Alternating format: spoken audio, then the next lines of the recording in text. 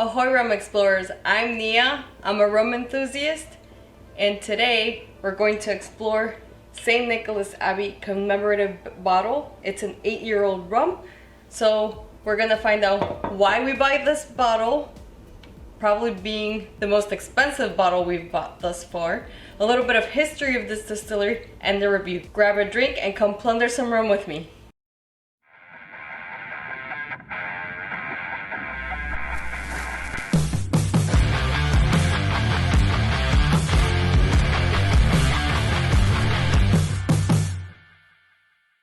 Okay, got your drink? It is rum time. So, a little bit of history of this incredible distillery and plantation and now historical railway. It's actually one of the older plantations in Barbados. In the 1900s, it actually was one of the few plantations that had a steam mill. In 1947, all the mill and the equipment parts were sold as scrap. But in 1983, they actually brought back the steam mill, and that's how it's made until today. The steam mill actually, it's a full plantation. So from harvest to fermentation to bottling, everything is done at St Nicholas Abbey, which is an incredible single estate. And if you have not seen that video, I have a quick little tour of this distillery. I'll put the card up above. Make sure you check it out. Let me know your thoughts. They do have a still there that's named Annabelle. And this is where the sugarcane syrup, yes, they do not use molasses. Sugarcane syrup is fermented and distilled at St. Nicholas Abbey. Now, as far as why we bought this bottle, it was, I think, between $350. Yes, that's a very steep price, but the problem with these bottles is that you cannot find them anywhere else except at St. Nicholas Abbey. So we had to take a chance and buy the bottle. We did try a couple of samples there, but they didn't have an extensive amount of rum either. Even the bottles were slim to none to be able to find. This is a minimum of 8 years. It is a blend, is what they say, and it's aged in white oak barrels. Now, as far as presentation, there's nothing better than this. I've never seen a bottle so incredibly well designed. You have the sandblasted on the bottle. The actual design of the bottle itself is very unique looking. And this one specific, it's called a commemorative single cask rum because it's in honor of the plantation owner's 4th grandchild's birth, Quinn Byron, born in 17th August 2018. The other amazing thing is that on the bottom of the bottle, you'll see that it says 3rd June 2023. It gives you the barrel number. As far as the top, it is a wooden topper with a little leather stamped on the top. Let's go and do this review.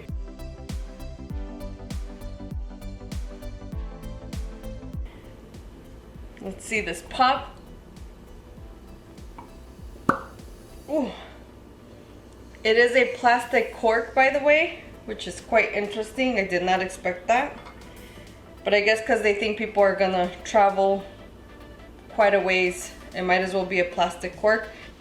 The other really cool thing they do there is, even though the plantation is sandblasted on most of the bottles, if you do want some specific business bottles with like your logo or anything like that, they can also do that. And the other thing that they offer is engraving your bottle with, I don't know, your name or date, whatever you want on there, which is really cool. I'm so excited for this bottle. I'm gonna pour just a smidge. It's quite light. I would expect it to be a little bit darker, but in all honesty, I think it might be because it seems like they use brand new white oak barrels, because if not, I would assume it would say ex-bourbon. This is considered an artisanal rum because if you look at the video of the tour of this distillery, Annabelle is quite small. There's not a lot of production, and if we remember from my previous video, you can only harvest sugarcane in Barbados from June to January. So it's not a lot of time, it's not year round. So obviously the production is gonna be limited. So let's start with this one. Okay, so as far as the nose on the Glencairn, I got grassy herbal notes, a little bit of oakiness there.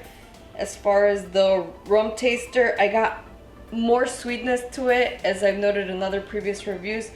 I also do get that grassy note because it is a sugarcane syrup that this is distilled with, but it's more on the sweeter side. Now, on the palate, absolutely mind blown. This is probably one of the top rums I have ever tried. Now, with the nose being a little bit on the grassier side, I did not expect the sweetness that it came with, but when I tasted on the rum taster, I definitely got some honeysuckle notes. So I was expecting a little bit of sweetness, but the amount of sweetness that I got was very, very astounding because they don't add anything to this rum at all.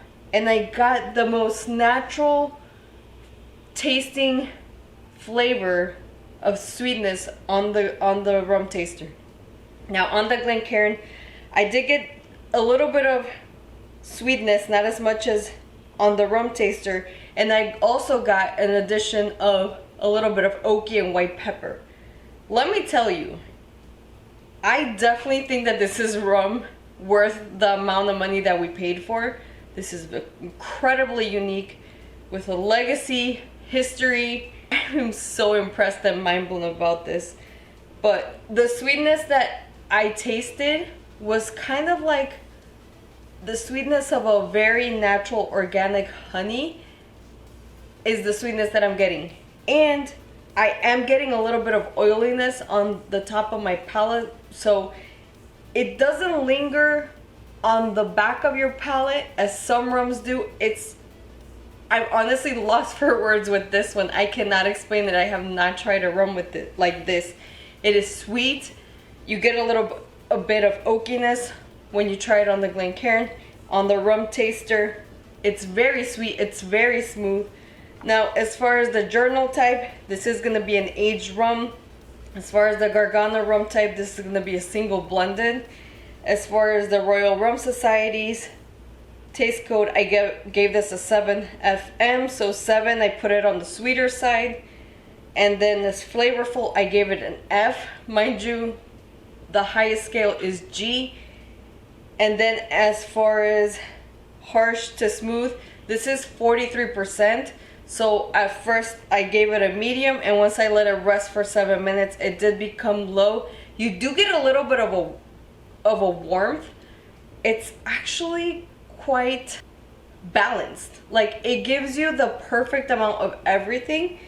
Now, as far as the Whiskey Exchange's flavor camps, I gave this a light and uncomplicated because honestly, everything else is a little bit it's too much on the tropical or fruity side as far as descriptions.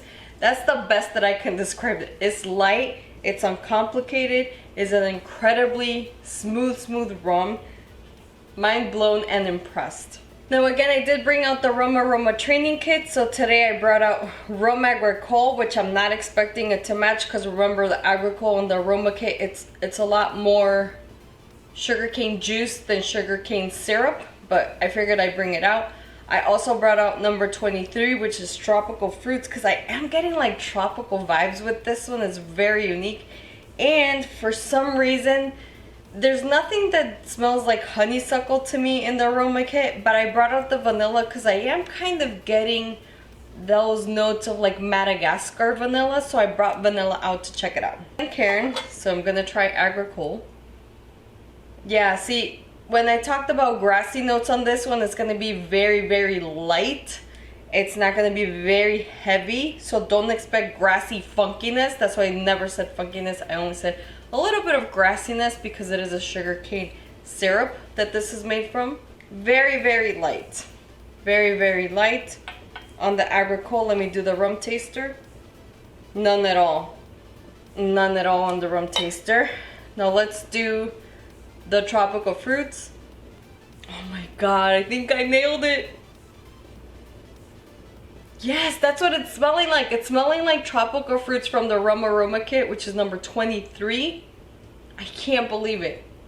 On the Glencairn, it matches. It totally matches. Now, please remember that this is a plantation.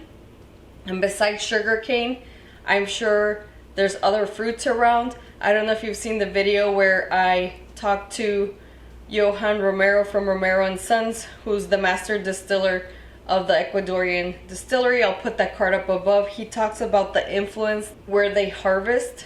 There's a lot of fruits, and that's why their rum is also kind of tropical and fruity. So that's the vibe I'm getting on this one. Now the rum taster. Yes! Oh my gosh. I can't believe I caught that. That's incredible. So very tropical, fruity. And the last one is the vanilla, which I'm hoping I nailed it. Even though it's very, very light. Oh my god. You guys know how much I love vanilla, right? On the rum taster, I am getting a little bit of vanilla notes, which is incredible. Let's see on the Glencairn. Oh my god. Now I can't get vanilla out of my nose. Because you know how much I love this aroma. I would say so, but more heavy on the tropical fruits. What do you think? Have you ever tried a rum that has tropical fruit notes in it and a very, very sweet finish without having any additives? I'm absolutely mind blown. And as far as the coloring, it's quite light. It reminds me kind of like a Chardonnay. Very, very light. Incredibly light. Okay, and now, moment of truth. Is this treasure chest approved? Yes. In spite of his incredibly high price, I treasure chest approved this.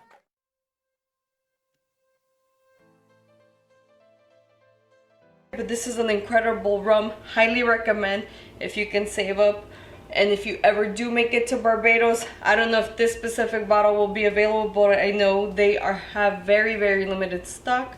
So if you do find something that you might be interested, scoop it up. So once again, thank you for watching, and I look forward to the next rum. Cheers! Did you enjoy the review of this bottle? Do you like unique bottles like this one? Well, go ahead and check out this video right here.